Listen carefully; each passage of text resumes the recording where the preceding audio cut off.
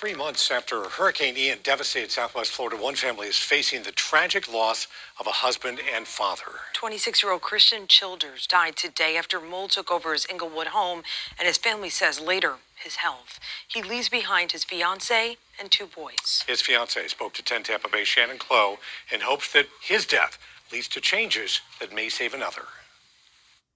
If you've never met Christian Childers, his fiancée Kendra Elliott would describe him as quiet. I got the spunk and he has the calmness. Together they raised 2 boys, 9 and 4 years old. But my children are now growing up without their daddy, okay?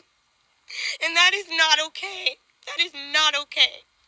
He was a good man. Christian passed away today. It all started after Hurricane Ian. Their Englewood home flooded like so many. Then mold grew inside of their house. It just started growing out of control. Soon after, a pipe burst inside their house. Kendra says that's when the mold got worse, as did Christian's health. After that, it's like, okay, well, we could pack up and leave real quick, but where do we go? There's no rentals. There's nothing set up. Kendra says they went to FEMA and the Red Cross for help.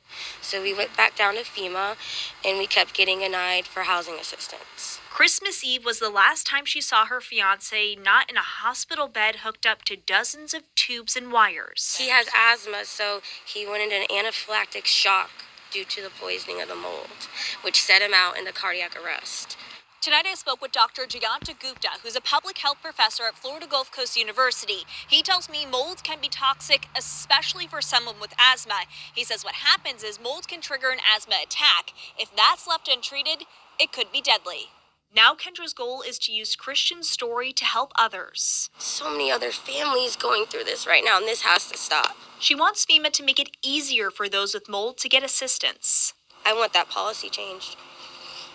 Because according to FEMA and them, my house is still livable because there's a roof intact.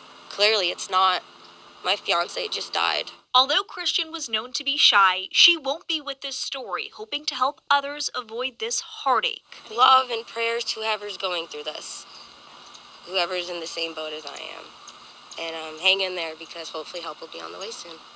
In Englewood, Shannon Clough, 10 Tampa Bay. We reached out to FEMA to see how they are assisting Christian's family from here and why they couldn't originally get housing. Kendra says she's staying with friends and raising money to get a trailer to live in for her and her 2 boys.